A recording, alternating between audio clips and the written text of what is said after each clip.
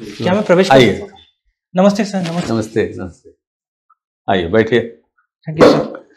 Philosophy के student हैं? जी सर। अच्छा। गुणवंत राव जी, सचिन गुणवंत राव जी। सर और नागपुर से भी हैं? रायपुर से? सर रायपुर में मैंने मेंस दिया है। अच्छा जी सर, मैं गोंदिया डिस्ट्रिक्ट महाराष्ट्र से हूँ। अच्छा। वैसे नागपुर में आपकी पढ़ाई हुई थी क्या? सर हमारा जो कॉलेज है भभूति महाविद्यालय, अच्छा। वो नागपुर यूनिवर्सिटी के अंडर में आता है। अच्छा, और नागपुर डिविजनल बोर्ड उसके अंदर आता है, गोंदिया। अच्छा सर अच्छा। और मनोहर भाई पटेल मिलिट्री स्कूल, वो मिलिट्री स्कूल क्या होता है? सर मिलिट्री स्कूल है, यहाँ पे काफ़ी सारे फिजिकल एक्सरसाइजेस कराए जाते हैं, और जिन्हें मिलिट्री में जाना है वो इस तरह के स्कूल में एडमिशन लेते हैं। वो लेकिन सरकारी स्कूल है? जी नहीं सर, ये सरकारी नहीं है ये। हाँ, क्योंकि राष्ट्रीय मिलिट्री स्कूल उसके बारे में मैं जानता हूँ, जो बेंगलुरु में है। ये सरकारी नहीं है? नहीं सर। फिर आपको कैसे मिलिट्री में, मतलब वो उत्साहित तो कर सकते हैं, लेकिन कैसे ट्रेन कर सकते हैं मिलिट्री एग्जाम्स के लिए? सर यहाँ पे अलग से क्लासेस कराई जाती है, जो लोग नेशनल डिफेंस एकेडमी की परीक्षा देते हैं उसके लिए। तो आपने परीक्षा दी क्या? सर मैंने फॉर्म भरा था, लेकिन मैं परीक्षा केंद्र तक पहुँच नहीं पाया था, तो इस वजह से मैं वो हो नहीं पाया मुझसे। क्यों नहीं पहुंच पाए? सर मेरे पिताजी अस्पताल में भर्ती थे और बहुत ही गंभीर स्थिति थी, तो मैं पहुँच नहीं पाया था। तो आपने एग्जाम लिखा नहीं फिर? नहीं सर, कभी नहीं लिखा फिर। तो आपके पिताजी क्या काम कर रहे हैं? सर वो एग्रीकल्चर में जुड़े हुए हैं, और हमारे पैडी कल्टीवेशन हमारे खेत में की जाती है सर। और माता जी टीचर हैं? जी सर, और हाल ही में मम्मी का प्रमोशन भी हुआ है क्लस्टर हेड के पोस्ट पे सर। तो वहाँ पे क्या कल्टीवेट करते हैं आप? वीट? आप एग्रीकल्चर में आप बोल रहे थे, आपके पिताजी हैं, कल्टीवेशन क्या होता है वहाँ? Sir paddy cultivation. पैडी होता है? जी सर। तो पैडी में 1 एकड़ का कितना आपको सर मैं समझ इनकम कितना मिलता है पैडी में, एक एकड़ कल्टीवेट करने से? सर मैं सटीक आंकड़े से अवगत नहीं हूँ सर, मैं क्षमा चाहूँगा इसके। तो एक्सपेंडिचर के बारे में कुछ मालूम है? 1 एकड़ कल्टीवेशन में कितना एक्सपेंडिचर होगा? सर सॉरी सर, मैं अच्छा, एग्रीकल्चर के बारे में आपकी जानकारी कम है। तो ये नागपुर के बारे में थोड़ा बताइए। नागपुर में हमें बताया गया कि पहले वो सेंट्रल प्रोविंसेस का वो कैपिटल था, तो उसके बाद जब महाराष्ट्र बना, Nagpur became part of Maharashtra. तो नागपुर के लोग तो ये कह रहे थे कि हमें विदर्भ चाहिए, हमें अलग प्रांत चाहिए, लेकिन अभी तक उनको मिला नहीं। उनको क्या अलग प्रांत देना चाहिए हमें? सर इसको लेके मेरा कुछ अलग विचार है। मेरा मानना है कि विदर्भ को महाराष्ट्र का ही हिस्सा बने रहना चाहिए, क्योंकि अभी विंटर कैपिटल के तौर पे भी नागपुर है, और काफ़ी सारे प्रोजेक्ट्स भी चलाए जा रहे हैं विदर्भ में, जिससे उनका लाभ हो सकता है सर। तो अलग इसे राज्य बनाना, मैं थोड़ा इसमें सहमत नहीं। क्योंकि एक ही लैंग्वेज चलता है दोनों जगह, मराठी। जी सर, और काफ़ी एडमिनिस्ट्रेटिव कन्वीनियंस भी है। क्या एडमिनिस्ट्रेटिव कन्वीनियंस हो सकता है? इतना बड़ा स्टेट है, तो एडमिनिस्ट्रेशन आप एक कोने से कर रहे हैं, मुंबई से, और ये शिकायत हमेशा है कि बाकी जो स्टेट में है, स्टेट में कोई डेवलपमेंट ही नहीं होता है, फिर सारा डेवलपमेंट जो है वो मुंबई में फोकस रहता है। सर इस बात से मैं सहमत हूँ कि कुछ परेशानियां हैं विदर्भ में, और लेकिन कन्वीनियंस में इस तरीके से कह रहा था कि एक ही भाषा होने की वजह से काफ़ी डॉक्यूमेंट्स जो है वो एक ही भाषा में बन रहे हैं, ये एक फ़ायदा है। साथ ही साथ विंटर कैपिटल का क्योंकि दर्जा मिला हुआ है नागपुर को, तो कुछ सेशन यहाँ पे भी कराए जाते हैं, जिससे यहाँ के मुद्दों पे भी प्रकाश डाला जाता है सर। अभी मुंबई पुलिस के बारे में काफ़ी डिस्कशंस चल रहे हैं प्रेस में और बाहर भी, कि पुलिस सर्विस आपका तीसरा प्रेफरेंस है, और मुंबई पुलिस का इन्वेस्टिगेशन जो है उसमें काफ़ी कमज़ोरियाँ, लोग तो ये उनका ये कहना है कि काफ़ी कमज़ोरियाँ हैं उसमें। इन्वेस्टिगेशन जब किया जाता है, आपको क्या लगता है मुंबई पुलिस दबाव पे आके वो पूरा मतलब अच्छी तरह काम नहीं कर पा रही है, या जड़ तक वो क्यों नहीं जा रहे हैं? केसेस हैं, अब 3-4 हम बता सकते हैं, जैसे राजपूत का, सुशांत राजपूत का केस है, उसमें भी मतलब अभी तक मालूम नहीं है। फिर अर्नब गोस्वामी को उन्होंने अरेस्ट करके ले गए हैं, किस लिए, क्यों अरेस्ट करके ले गए हैं, उसके बारे में भी ज़्यादा जानकारी नहीं है। अभी सैफ अली खान का केस देखिए, उसमें भी एक्चुअली क्या कारण है इस क्राइम का, किसी को मतलब अभी तक लॉजिकली ये अभी तक बताया नहीं। मतलब ऐसे ही, मतलब बहुत सारे एग्जाम्पल्स के तौर पर मैं बता सकता हूँ। सर मैं इस बात से सहमत नहीं हूँ। हाँ, कुछ परेशानियाँ हैं मुंबई पुलिस के कार्य में, लेकिन मुंबई पुलिस ने बहुत से अच्छे कार्य भी किए हैं। जैसे कि 26/11 के हमले में हमने देखा था कि मुंबई पुलिस वालों ने काफ़ी अच्छा मदद भी की, सहायता भी की और कुछ शहीद भी हो गए। तो ये कहना कि मुंबई पुलिस ठीक से कार्य नहीं कर रही है, मैं ठीक नहीं समझता हूँ सर। लेकिन कुछ परेशानियाँ हैं, हाँ, उस पे कार्य किया जाना चाहिए। तो पुलिस में करप्शन अब ज़्यादा हो गया क्या मुंबई पुलिस में? करप्शन कहाँ तक आपको लग रहा है कि पुलिस में है? सर मुझे नहीं लगता कि पूर्ण रूप से कोई करप्शन है, और टेक्नोलॉजी भी आ चुकी है अब, तो काफ़ी इसमें कमी आई है, ऐसा मेरा मानना है सर। तो मान लीजिए आप पुलिस कमिश्नर है नागपुर का सर तो करप्शन को कंट्रोल करने के लिए एक दो जो मेजर्स आप लेंगे उसके बारे में बताइए। जी सर सबसे पहले मैं ग्रीवांस रिट्रेसल मैकेनिज्म पे काम करूँगा, ताकि एक काफ़ी आसानी से कोई भी नागरिक शिकायत कर सके। दूसरा मैं कहूँगा कि जितने भी पुलिस वाले हैं उनकी वर्दी में एक कैमरा फिट कर दिया जाए, जैसे कि हम ऑनलाइन डिलीवरी सर्विसेज वाले राइडर्स के इसमें देखते हैं कि वो कैमरा फिट होता है, ताकि कोई करप्शन का केस हो और पुलिस का बिहेवियर अगर गलत तरह का हो नागरिक से तो कैप्चर हो जाए। तो ये 2 काम मैं करना चाहूँगा सर। और विमेन सेफ्टी के बारे में आपका क्या विचार है? विमेन सेफ्टी बढ़ाने के लिए क्या किया जाना चाहिए? सर मेरा इसमें मानना है कि हमें महिलाओं के लिए ट्रेनिंग कैंप्स खोलने चाहिए और जितने भी स्कूल्स है, कॉलेजेस है, वहाँ पे मुफ्त सेल्फ डिफेंस की ट्रेनिंग उन्हें प्रोवाइड करनी चाहिए। दूसरा मैं कहूँगा कि सीसीटीवी का एक बहुत अच्छा नेटवर्क हमें लगाना चाहिए। विशेष तौर पे कुछ ऐसे रिमोट इलाके होते हैं, यहाँ तक कि बड़े शहरों में भी कुछ ऐसे डार्क जोन्स होते हैं, उस पर भी हमें कार्य करना चाहिए। तो तीसरा मैं कहूँगा कि ऐसी कोई सुविधा होनी चाहिए, ऐप जिसमें बहुत ही जल्दी कंप्लेंट रजिस्टर करी जा सके, और इस पे हमें काम करना चाहिए ताकि पुलिस वहाँ आके तुरंत कार्रवाई कर सके। और ज़्यादा विमेन अगर पुलिस सर्विस में आ जाए, स्टेट पुलिस फोर्स में भी आ जाए, तो उससे भी विमेन सेफ्टी का मतलब बढ़ावा मिल सकता है। जी सर, मैं सहमत हूँ इस बात से। सचिन हम लोग दूसरी बार मिल रहे हैं, आपसे एक बार पहले भी मुलाकात हुई। जी सर। तो कैसे हैं आप? जी सर, हम बहुत अच्छे हैं, धन्यवाद पूछने। अच्छा आपकी पढ़ाई ज़्यादातर नागपुर में हुई है? नागपुर में ही हुई है स्कूल की और कॉलेज की पढ़ाई? सर मैं गोंदिया डिस्ट्रिक्ट में पढ़ाई हुई है, नागपुर यूनिवर्सिटी और नागपुर बोर्ड में वो आते हैं। अच्छा, नागपुर। तो नहीं, उन पढ़ाई के क्रम में तो आप वहीं रहे होंगे ना, नागपुर में रहे होंगे कि अपने डिस्ट्रिक्ट में थे? अच्छा, गोंदिया की पढ़ाई नागपुर बोर्ड में? जी सर। लेकिन आपने पढ़ाई किया गोंदिया में? जी सर। अच्छा, कितनी दूर है नागपुर से? सर 180 किलोमीटर दूर है। तो ये विदर्भ रीजन में है? जी सर। ओके, ठीक है। आप ये बताइए, अभी पद्मा अवार्ड घोषित हुए, उसमें महाराष्ट्र से या नागपुर रीजन से कितने लोगों को क्या क्या अवार्ड मिला, कुछ आइडिया दे सकते हैं? पद्मश्री, पद्म भूषण, पद्म विभूषण? सर मैंने एक फार्मर का नाम सुना है। हाँ। शर्मा जी है, उनको पद्मश्री का पुरस्कार मिला है सर। एक ही नाम में रिकॉल कर पा रहा हूँ। एक ही नाम का, नागपुर से, आपके गोंदिया से या पूरे महाराष्ट्र? सर ये महाराष्ट्र से ही, मैं लोकेशन नहीं जानता हूँ इनकी, क्षमा चाहूंगा। अच्छा, आप एक नाम याद कर पा रहे हैं, कोई भी बात नहीं। ये ONOP, one nation one election, उसके बारे में आपका क्या विचार है? होना चाहिए, नहीं होना चाहिए? क्या फायदे हैं इसके, अगर होंगे तो नुकसान क्या है? सर मेरा ये ओपिनियन है कि वन नेशन वन इलेक्शन होना चाहिए। मैं इसको लेके पॉजिटिव हूँ। इससे काफ़ी सारे फायदे होंगे।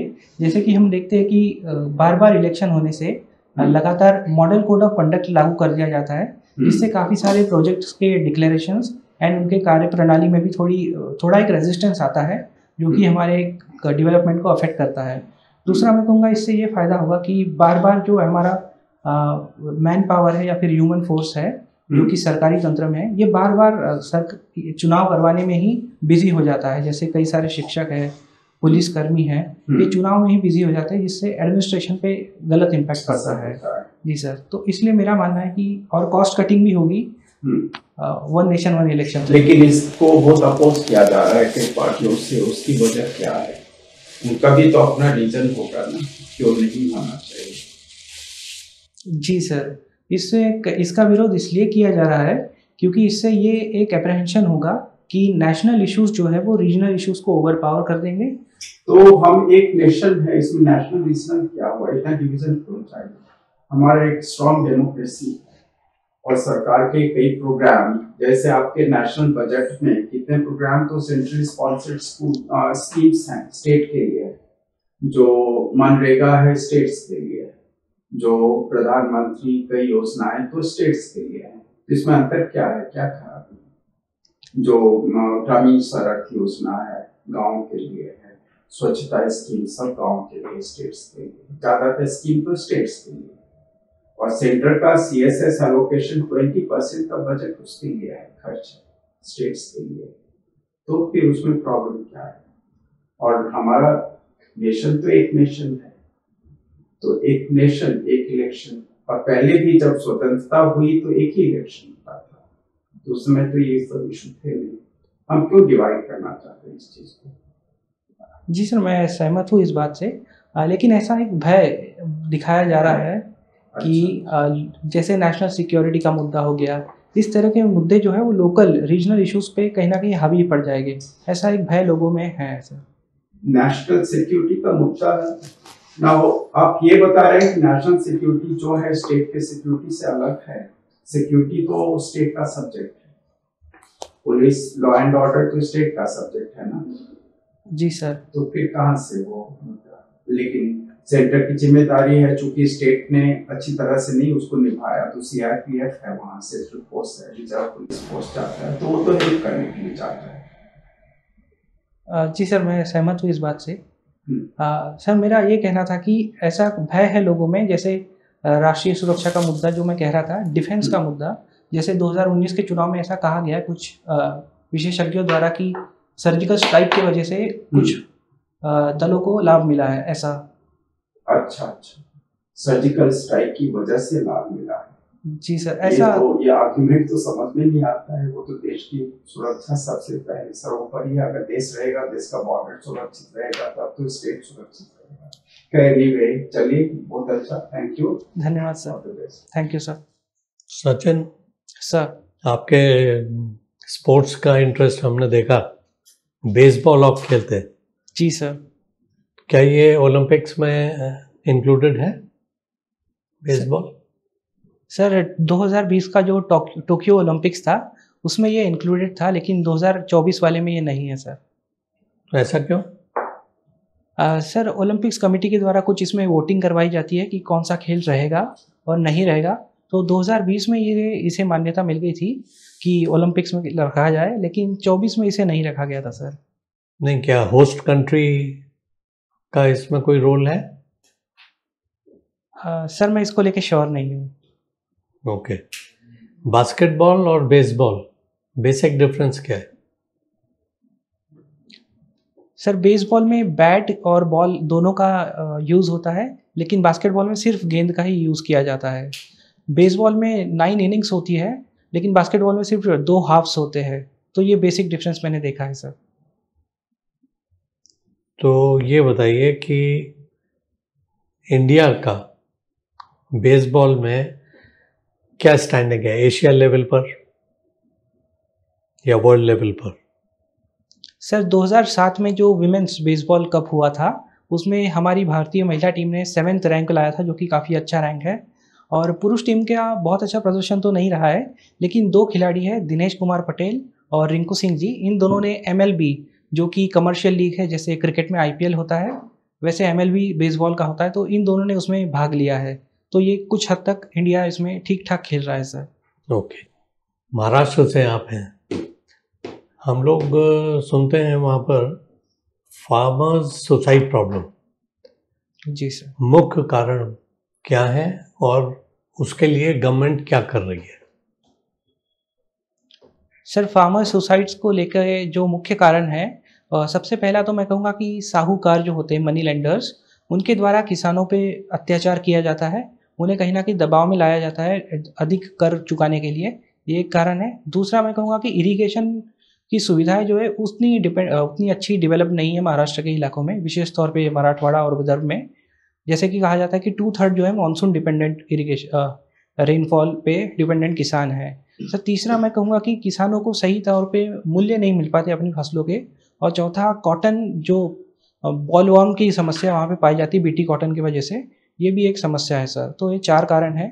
इसके सॉल्यूशन के तौर पे मैं कहूँगा कि सबसे पहले हमें लीगल अवेयरनेस फैलाने की आवश्यकता है, क्योंकि महाराष्ट्र सरकार ने Maharashtra money lending regulations act 2014 का बनाया है कि कोई साहूकार अगर किसान को परेशान करे तो हम उसके खिलाफ कानूनी कार्रवाई कर सकते हैं, लेकिन इसको लेके लीगल अवेयरनेस नहीं है। दूसरा मैं कहूँगा कि सर इरिगेशन पे हमें काफ़ी काम करने की आवश्यकता है, विशेष तौर पे मराठवाड़ा और विदर्भ में। सर तीसरा मैं कहूँगा फूड प्रोसेसिंग के क्षेत्र में हमें काफ़ी कार्य करना होगा। जैसे कि अगर चावल को बेचा जाए और वहीं पफ्ड राइस को बेचा जाए तो पफ्ड राइस की मूल्य बहुत ज़्यादा होती है, 500 पर केजी तक भी चले जाती है कई बार। तो हमें फूड प्रोसेसिंग में काम करना होगा सर ये मेरे कुछ सुझाव रहेंगे। नहीं तो इस बारे में गवर्नमेंट कोई एफर्ट कर रही है, कोई स्कीम लाई है, स्टेट गवर्नमेंट या सेंट्रल गवर्नमेंट? जी सर, महाराष्ट्र में फल बाग लागवाड़ योजना एक है जो हॉर्टिकल्चर को बढ़ावा देने के लिए है। साथ ही साथ जीआई टैग भी कई सारे चीज़ों को दिए गए। जैसे मैंने पफ्ड राइस बताया, तो गोंदिया डिस्ट्रिक्ट जहाँ से मैं हूँ वहाँ के पफ्ड राइस को ओडीओपी के। ठीक है, खाली स्कीम बता दीजिए। जी सर, इसको लेके जल शक्ति योजना भी लाई गई है।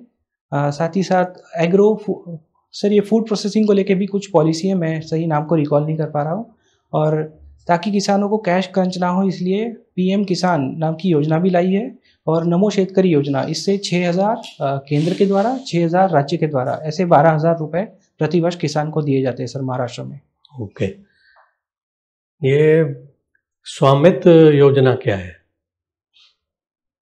जी सर, जितना मैं रिकॉल कर पा रहा हूँ इसमें ड्रोन के द्वारा भूमि का सर्वे कराया जाएगा और एक अच्छा कंक्लूसिव टाइटल्स तैयार किए जाएंगे और किसानों को और ज़मीन का जो लीगल डॉक्यूमेंटेशन है वो किया जाएगा सर। इसमें कोई कार्यक्रम हुआ था इस बारे में जिसमें प्रधानमंत्री जी भी थे? सर मुझे वो डेट तो याद नहीं है, लेकिन ऐसा एक कार्यक्रम किया गया था जहाँ पे टाइटल्स बांटे गए थे लैंड के। ओके। फ्रीबीज कल्चर का बहुत जिक्र होता है सर, उससे क्या अभिप्राय है? सर फ्रीबीज कल्चर से ये अभिप्राय निकलता है कि कुछ ऐसे चुनाव में वोटर्स को लुभाने के लिए दलों के द्वारा ऐसे कुछ घोषणाएं की जाती है जो वोटर्स का दिल जीत सके और उन्हें वोट मिले, ये फ्रीबीज कहा जाता है। लेकिन इसके सर नुकसान बताए जाते हैं कि इससे बजट पे काफ़ी असर पड़ेगा और हमारा कहीं ना कहीं अकाउंट जो है बिगड़ जाएगा। तो आपके हिसाब से इसको बैन कर देना चाहिए या कोई संशोधन की ज़रूरत है? सर पूर्ण रूप से बैन के हो तो मैं सहमत नहीं हूँ। हाँ, इसमें कुछ संशोधन करना चाहिए ताकि ऐसी घोषणाएं की जाए जो कि बजट के दायरे में आती हो, जिससे बजट को नुकसान भी ना पहुँचे और हेल्थ एंड एजुकेशन के क्षेत्र में अधिक से अधिक इसमें कार्य किया जाए, ऐसा मेरा मानना है sir. Okay, thank you. Thank you sir. ये बजट प्रोसीजर थोड़ा हमें बताइए। अब तो बजट प्रेजेंट होने वाला है 1 तारीख को, ये पार्लियामेंट में क्यों पेश कर रहे हैं? ऐसे मतलब वो बजट सबके सामने रख सकते हैं। क्या बजट प्रोसीजर है हमारे देश में? सर बजट को पहले प्रेजेंट किया जाता है, सर उसके पहले एक हलवा सेरेमनी होती है, फिर बजट का एक प्रेजेंटेशन होता है, फिर उसमें वोटिंग करवाई ऐसे आ जाता है बजट? हलवा खाने के बाद बजट आ जाता है? नहीं सर, मेरा वो बीच में कौन प्रिपेयर करता है बजट को? ये हलवा सेरेमनी तो सिर्फ सिंबॉलिक है। बीच में प्रिपेयर कौन करता है? कैसे वो प्रिपेयर करते हैं बजट को? और बजट क्या है? Sir budget annual financial statement है। सर उसे प्रिपेयर करवाने वाले डिपार्टमेंट का मैं नाम रिकॉल नहीं कर पा रहा हूँ अभी। फाइनेंस मिनिस्ट्री तो प्रिपेयर करती है ना? जी सर। हाँ, तो फाइनेंस मिनिस्ट्री में कोई डिपार्टमेंट प्रिपेयर करता है, ठीक है, वो आपको नाम याद नहीं आ रहा है, ठीक है, लेकिन फाइनेंस मिनिस्ट्री कैसे प्रिपेयर करती है? सर मैं एग्जैक्ट प्रोसीजर से, ठीक है, उसके बाद बजट प्रेजेंट होता है, तो उसके बाद क्या होता है? सर फिर उसमें वोटिंग करवाई जाती है। अगर फेल हो जाए, ठीक है, तो फिर सरकार गिर जाती है, ऐसा, ठीक है। उसके बाद सर वोट पारित हो जाने के बाद उस पर कोई डिस्कशंस किए जाते हैं। पहले वोट होता है उसके बाद डिस्कशन? सॉरी सर, मैं इसमें कंफ्यूज हो रहा हूँ। पहले डिस्कशन होता है उसके बाद वोट? सर मैं रिकॉल नहीं कर पा रहा हूँ। तो प्रेसिडेंट का एसेंट कब लेते हैं? सर पहले ही ले लिया जाता है बजट के। सबसे पहले? सर मैं श्योर नहीं हूँ इसको लेके। अच्छा, फिलोसफी के स्टूडेंट हैं, ज्ञान योग, भक्ति योग और कर्म योग, तीनों में क्या अंतर है? भक्ति योग, ज्ञान योग और कर्म योग। सर ज्ञान योग में कहा गया है कि हमें जो जितने भी स्क्रिप्चर्स है, रिलीजियस स्क्रिप्चर्स, उनका अध्ययन करना है और उससे हमें मुक्ति मिलेगी। भक्ति योग में कहा गया है कि हमें ईश्वर की प्रार्थना करनी, आराधना करनी है और इससे हमें मोक्ष की प्राप्ति होगी। क्यों? ईश्वर खुश हो जाएंगे, आपको मुक्ति दिला देंगे? जी सर, ईश्वर प्रसन्न होते हैं, ऐसा मैंने पढ़ा भी है माधवाचार्य जी की फिलोसॉफी में। अच्छा सर, और कर्म योग में हमें कहा गया है कि हमें अपने कर्म पे ध्यान देना है और उसी से हमें मोक्ष की प्राप्ति होगी। Thank you. Thank you sir. अच्छा, इंटरव्यू खत्म हुआ, तो इंटरव्यू कैसा लगा आपको? सर मुझे एवरेज ही लगा। थोड़ा weak in certain areas, little weak, वो ठीक है, नॉलेज बेस है सर। प्लेजेंट पर्सनैलिटी है। Thank you sir. Very good smile, good personality, good listening sir. अब मतलब पूरी पेशेंटली आप वेट करते हैं जब तक वो इंटरव्यूअर मतलब अपना क्वेश्चन कंप्लीट करता है। एग्रीकल्चर में zero, you will get caught suddenly. Agriculture, if there are questions in agriculture, you will become, it will become a problem. Budget again totally wrong, everything is wrong, logically also wrong. Sir halwa ceremony कुछ नहीं है भाई, हलवा ceremony तो आजकल तो press में highlight करते हैं, it is got nothing to do with the budget, okay, that is all nonsense. The budget is prepared by taking inputs from various ministries. Sir. तो मिनिस्ट्रीज से इनपुट लिया जाता है, उसको ये लोग प्रोसेस करते हैं फाइनेंस मिनिस्ट्री में, and finally they give a figure, कितना मिनिस्ट्री में कितना स्पेंड करना चाहिए अगले साल, okay, for the next financial year. That amount is put down as expenditure for the department with the various heads of account, salaries है, allowances हैं, जो स्कीम्स हैं, इस टाइप का। उसके बाद budget is presented in parliament, it is discussed in parliament, then it is voted, then presidential assent is taken. तो पूरा illogical हो जाता है ना, the whole process which you are saying is illogical. You don't know the basic parliamentary procedure, which means that you don't know the constitution. So this is the problem, it can get you into serious trouble. Indian philosophy is okay, I mean I don't know, I asked you, you said it's okay. भक्ति योग you actually वो अर्पित करना चाहिए आपको, मतलब you are totally surrendering yourself to God. Okay sir. ठीक है, आप ही सब कुछ हैं, मुझे देखभाल करो। I don't know much about Hindu religion, scripture, text, nothing, but I am surrendering myself to you. Okay sir. ठीक है, in gyan yoga you understand who is God, how to reach there, वो सब। Karma yoga you do your duty to society, to other people correctly as per dharma sir, and then accordingly you reach God.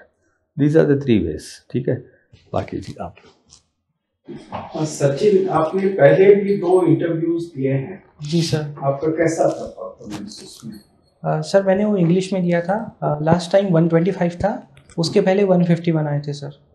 दोनों English में? जी sir. और आपका optional subject philosophy था? तो जी sir, दोनों में फिलॉसफी। फिलॉसफी में तो हमने कुछ डिस्कशन किया ही नहीं, लेकिन होपफुली आप जानते होंगे अपने सब्जेक्ट को। सर बजट अच्छी तरह पढ़ लीजिए। कब है इंटरव्यू? सर ये 11 Feb को है।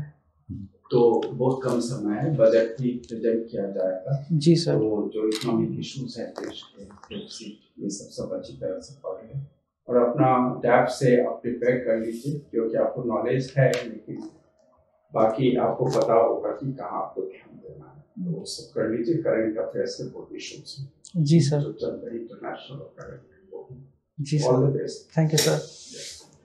इम्पोर्टेंट पॉइंट्स तो आपको बता दिए हैं सर। बस एक छोटी सी एडवाइस है, स्ट्रक्चर्ड रिप्लाईज दो, ठीक है ना। जी सर। जैसे वो बजट वाले में सर ने बताया क्या पहले है क्या बाद में है, तो थोड़ा सा करंट अफेयर्स ब्रश अप कर लो, क्योंकि ज़्यादा टाइम नहीं है सर। और एक छोटा सा क्वेश्चन बैंक बना लो, उसके सामने बुलेट पॉइंट्स नोट कर लो, जिससे वहाँ पे आसानी से आप रिकलेक्ट कर लो। जी सर। ठीक है, बाकी रिलैक्स्ड है, प्लेजेंट पर्सन हो, तो you should give positive vibes to the board so that board gives you more marks. Okay, yes sir. Give and take. हाँ, थोड़ा सा असर्टिव वॉइस अगर हो जाए, ओके है सर। ना, ज्यादा सॉफ्ट है, you don't have to be so soft, This voice you see, your voice is effeminate. है ना, अननेचुरल सी वॉइस लग रही है आपकी, जैसे डेलिबरेटली आप सॉफ्ट बोल रहे हैं, तो उसकी जरूरत नहीं है। Okay sir. ठीक है, आप तो एनसीसी वेनसीसी किए हो सर, मिलिट्री स्कूल। मिलिट्री तो कहीं से दिख ही नहीं रहा है। याद दिला रहा है। अच्छा भाई, ये लिव इन रिलेशनशिप अगर डिस्ट्रिक्ट कलेक्टर रखता है, वो ठीक समझते हैं क्या आप? जी सर, मुझे तो इसमें कोई आपत्ति नहीं है। अच्छा, जी। यू आर फिलोसफी स्टूडेंट, तो which religious scholar has given sanction for this kind of live in relationship? Sir, religion का तो मैंने नहीं सुना है, लेकिन ट्राइबल सोसाइटीज में ये अलाउड तो है। आप ट्राइबल सोसाइटी से आते हैं क्या? नो सर, मैं तो Then नहीं। you want to get back to tribal society? Sir, कुछ अच्छी चीजें हैं ट्राइबल सोसाइटी से। नहीं, वो नहीं बोल रहा हूँ। You want to become? ये अच्छी चीज है, live in relationship from tribal society. Sir, मुझे तो इसमें कोई आपत्ति नहीं है। फिर तो रामायण को आपको पढ़ना ही नहीं चाहिए। फिर मूल स्तंभ जो रामायण का है वो है वन वुमन वन मैन। फिर रामायण को छोड़ना चाहिए हम लोगों को। फिर राम मंदिर ये सब बकवास है। अगर ये आप प्रिंसिपल नहीं रख पा रहे हैं तो फिर there is no point in having a temple. Sir, live in में भी वन वुमन वन मैन ये संभव है एट अ टाइम। सर। वो तो हमेशा एट अ टाइम वही होगा। वो एक रात का हो या एक महीने का हो, एक साल का हो, that is different. But the point is one woman one man for whole life. That is Ramayana, sir. isn't it? So what are you trying to say? Sir, मुझे लगता है कि समाज काफी बदल चुका है। अच्छा, और अब कहीं ना कहीं इसको भी ट्राई देना चाहिए। रामायण को भूलने के समय आ गया। नहीं सर, वैसा मेरा कहने का अर्थ नहीं था। रामायण बिल्कुल सही है, लेकिन थोड़े मॉडिफिकेशंस के साथ इसको भी हम अपना सकते हैं सर। अच्छा, but you see naturally is one man one woman, isn't it? Nature में there is only one man per one woman. There are 950 whatever women for 1000 men. इसका मतलब है one man one woman. Specially जब sir ने बोला कि आप collector हैं, as collector you are a role model for the society, तो what models are you putting up before the society? सब इमोरल हो ये भी जाएंगे। देखो ना। Okay sir. देख लीजिए, think about this. Last time one fellow got into trouble on same-sex marriage. That's why. Anyway, चलिए. I just asked that question with no time at that time. Thank you. Thank you, sir. All the best. Thank you, sir. Yeah.